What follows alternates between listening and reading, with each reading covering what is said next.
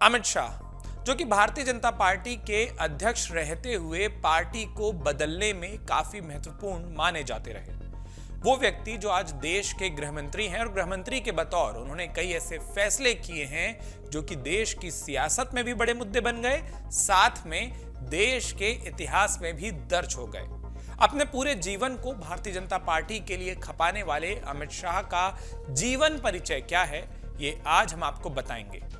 आप देख रहे हैं अमर उजाला और हम आपके लिए लेकर आए हैं लोकसभा चुनाव को ध्यान में रखते हुए एक खास सीरीज, एक खास पेशकश जिसका नाम है नेताजी की कुंडली। इस शो के जरिए, इस प्रोग्राम के जरिए हम बात करेंगे देश के तमाम बड़े नेताओं की, उनका जीवन परिचय आपको बताएंगे और साथ में जिक्र करेंगे उन घटनाओं का जिनके कारण इस देश की राजनीति में वो नेता महत्वपूर्ण हो जाते हैं और इस देश की राजनीति को उन घटनाओं के कारण एक नई दिशा और दशा भी कई बार मिल चुकी है।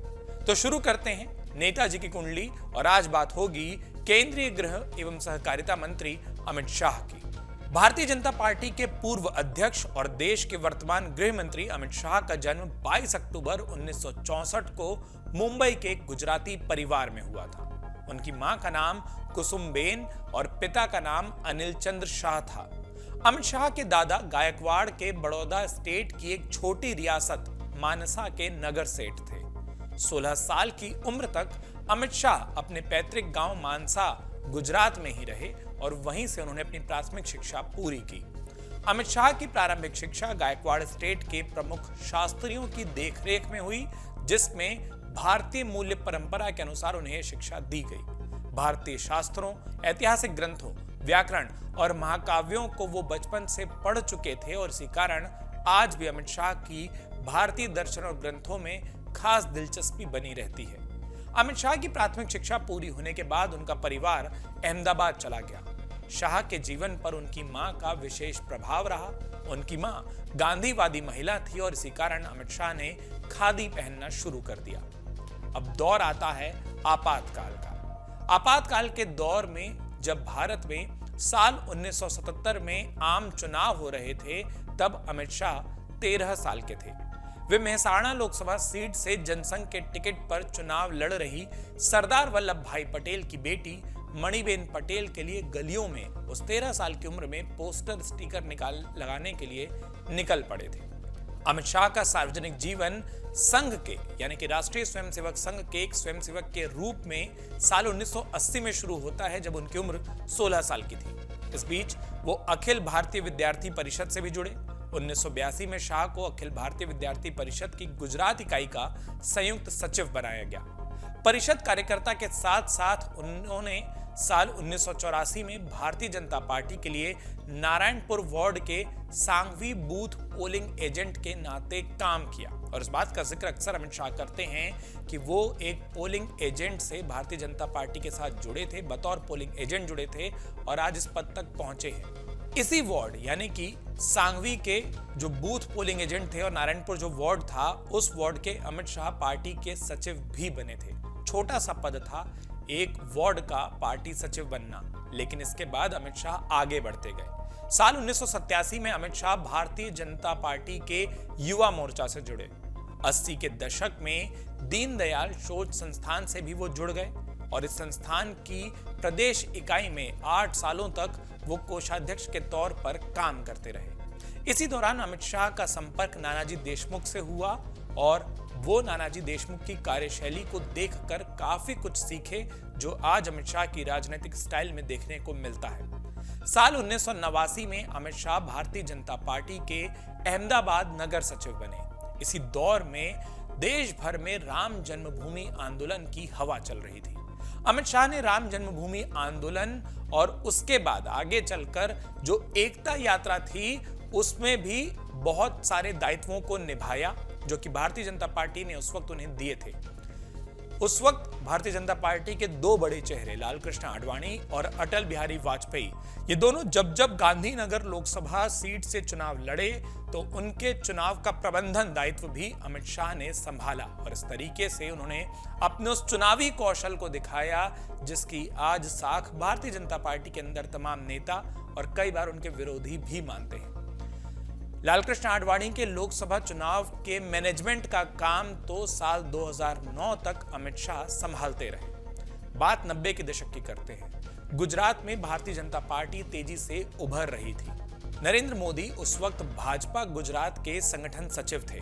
संगठन के कार्य में ही अमित शाह भी लगे हुए थे और इसी दौरान इन दोनों का आपस में संपर्क हुआ। गुजरात में भारतीय जनता पार्टी द्वारा शुरू किए गए सदस्यता अभियान को और बड़ा बनाने और उसका पूरा का पूरा दस्तावेजीकरण करने यानी कि कागजों पर उसे उतारने के लिए अमित शाह पार्टी नेतृत्व के साथ लगकर काम कर रहे थे। अमित शाह की जो पृष्ठभूमि है, जो उनकी पारिवारिक पृष्ठभूमि है, वो व्यापारिक पृष्ठभूमि से आते हैं और इसीलिए फाइनेंशियल जो अंडरस्टैंडिंग है यानी कि वित्तीय व्यवस्था को लेकर जो अमित शाह की समझ है वो बेहद मजबूत मानी जाती है। राजनीति में प्रवेश के शुरुआती दिनों तक तो वो अपना व्यवसाय भी कर रहे थे और राजनीति भी कर रहे थे, लेकिन जैसे जैसे भारतीय जनता पार्टी में उनके पद और जिम्मेदारी बढ़ती गई, उन्होंने अपने घरेलू व्यवसाय को समय नहीं देने का फैसला किया। साल 1995 में जब अमित शाह गुजरात प्रदेश वित्त निगम के अध्यक्ष बने, तब उन्होंने अपने इस पारिवारिक अनुभव का प्रयोग करते हुए उस निगम को न सिर्फ घाटे से बाहर निकाला बल्कि उस निगम को मुनाफे में ले गए, वो भी 214% के मुनाफे तक। साल 1997 में अमित शाह को भारतीय जनता पार्टी के युवा मोर्चा का राष्ट्रीय कोषाध्यक्ष बनाया गया। इसी साल गुजरात की सरखेस विधानसभा के लिए उपचुनाव हुए और पार्टी ने अमित शाह को उस उपचुनाव में उम्मीदवार बनाया। अपना पहला चुनाव वो 25,000 मतों के अंतर से जीतकर विधायक बन गए और तब से लेकर साल 2012 तक के हर विधानसभा चुनाव में उनकी जीत का अंतर लगातार बढ़ता रहा। नारायणपुरा विधानसभा सीट से जब वो 5वीं बार विधानसभा का चुनाव लड़े तो उनकी जीत का अंतर था 63,235 वोटों का। साल 1998 में वे गुजरात भाजपा के प्रदेश सचिव बने और 1 साल के भीतर ही उन्हें प्रदेश उपाध्यक्ष की जिम्मेदारी दे दी गई। यह दिखाता है कि गुजरात में उनके काम के कारण कैसे अमित शाह का पार्टी के अंदर कद बढ़ रहा था। लेकिन साल 2000 के आसपास अमित शाह की छवि और बड़ी हो गई। साल 2000 में अमित शाह 36 साल की उम्र में अहमदाबाद जिला सहकारी बैंक यानी एडीसीबी के सबसे युवा अध्यक्ष बने। 1 साल के उनके कार्यकाल में इस बैंक ने 20.28 करोड़ का घाटा पूरा किया, बल्कि 6.60 करोड़ के लाभ में आकर 10% का लाभांश भी लोगों के बीच में बांटा। इसके 1 साल बाद साल 2001 में अमित शाह को भारतीय जनता पार्टी की राष्ट्रीय सहकारिता प्रकोष्ठ का संयोजक बना दिया गया। नरेंद्र मोदी के नेतृत्व में पहली बार गुजरात में साल 2002 के विधानसभा चुनाव जब हो रहे थे, तब भारतीय जनता पार्टी ने गौरव यात्रा उसको शुरू किया था और उसमें उन्हें एक महत्वपूर्ण जिम्मेदारी अमित शाह को भी मिली थी। गुजरात विधानसभा चुनाव में इस यात्रा के कारण और तमाम तरीकों के कारण भारतीय जनता पार्टी की जीत हुई और अमित शाह सरकार में मंत्री बने। वे साल 2010 तक गुजरात सरकार में कई महत्वपूर्ण विभागों के मंत्री रहे। इस दौरान उन्होंने गृह विभाग, यातायात, निषेध, संसदीय कार्य, विधि और आबकारी जैसे मंत्रालयों की जिम्मेदारी को संभाला। गृह मंत्री रहते हुए अमित शाह ने गुजरात पुलिस के आधुनिकीकरण, सड़कों की सुरक्षा, अपराध में कमी को लेकर कई बड़े कदम उठाए। अमित शाह की दिलचस्पी 2 खेलों में बहुत ज्यादा है, क्रिकेट और शतरंज। साल 2006 में मंत्री रहते हुए उन्होंने चेस एसोसिएशन के चेयरमैन का पदभार भी संभाला। उन्होंने अहमदाबाद के प्राथमिक विद्यालयों में शतरंज को प्रयोग के तौर पर शामिल करा दिया। साल 2009 में नरेंद्र मोदी की अध्यक्षता में उन्हें गुजरात क्रिकेट एसोसिएशन का वाइस चेयरमैन बनने का मौका मिला। यानी 2 खेल जो उन्हें पसंद थे, अब वो उसके प्रशासनिक जिम्मेदारियों को भी निभा रहे थे। वे Ahmedabad Central Board of Cricket Association के अध्यक्ष रहे। नरेंद्र मोदी के प्रधानमंत्री बनने के बाद अमित शाह गुजरात क्रिकेट एसोसिएशन के अध्यक्ष बने। गुजरात में मंत्री रहते हुए एक ऐसा दौर भी आया जो अमित शाह के लिए बेहद मुश्किलों का दौर था। सोहराबुद्दीन एनकाउंटर का आरोप अमित शाह पर लगा। उन्होंने फिर मंत्री पद से इस्तीफा दिया। उसका पूरा का पूरा मुकदमा चला और इस मुकदमे के दौरान अमित शाह को 3 महीने के लिए जेल में भी रहना पड़ा। इसके बाद गुजरात हाईकोर्ट ने अमित शाह को जमानत देते हुए कहा कि अमित शाह के विरुद्ध प्रथम दृष्टया कोई मामला नहीं बनता। इस मामले को आगे सीबीआई के द्वारा भी और जांच की गई। सीबीआई अदालत में भी यह मामला चला। 2015 में विशेष सीबीआई अदालत ने अमित शाह को इस टिप्पणी के साथ सभी आरोपों से बरी कर दिया कि उनका केस राजनीति से प्रेरित था। साल 2012 में अमित शाह नारायणपुरा से फिर से विधायक चुने गए।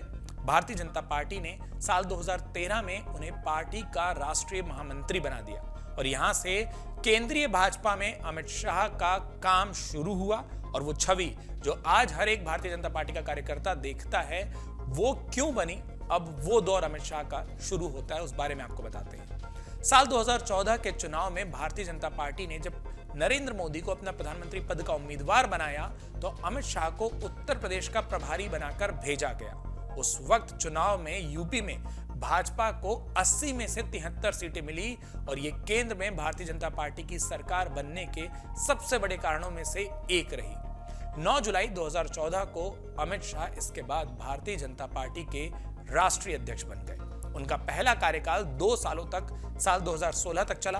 अपने पहले कार्यकाल में अमित शाह ने नरेंद्र मोदी की लोकप्रियता को भारतीय जनता पार्टी के संगठन की मजबूती के लिए इस्तेमाल किया। कई सारे प्रयोग उन्होंने किए, महासदस्यता अभियान चलाया और भाजपा के सदस्यों की संख्या सिर्फ 5 महीनों में करोड़ों तक पहुंचाई। 11 करोड़ पार्टी मेंबर, पार्टी के कार्यकर्ता बने। अमित शाह ने पार्टी में कई सारे बदलाव किए, जिनमें कई सारे विभागों और प्रकल्पों की रचना, पार्टी को आधुनिक बनाने के लिए नए नए कार्यालयों को बनाना, पदाधिकारियों के दौरों को तय करना, बैठकों के कार्यक्रम लगाना, ये सब कुछ अमित शाह के अध्यक्ष रहते हुए भाजपा में तय हुआ। अमित शाह के अध्यक्ष रहते हुए ही हरियाणा, महाराष्ट्र, असम सहित नॉर्थ ईस्ट के राज्यों में पहली बार भारतीय जनता पार्टी के नेतृत्व वाली सरकार बनी। इसके बाद भाजपा ने 2016 में एक बार फिर से उन्हें राष्ट्रीय अध्यक्ष निर्वाचित किया। साल 2016 में ही वो सोमनाथ मंदिर न्यास के न्यासी भी बने। अमित शाह की भगवान सोमनाथ में बेहद रुचि है, वो उनको बेहद मानते हैं।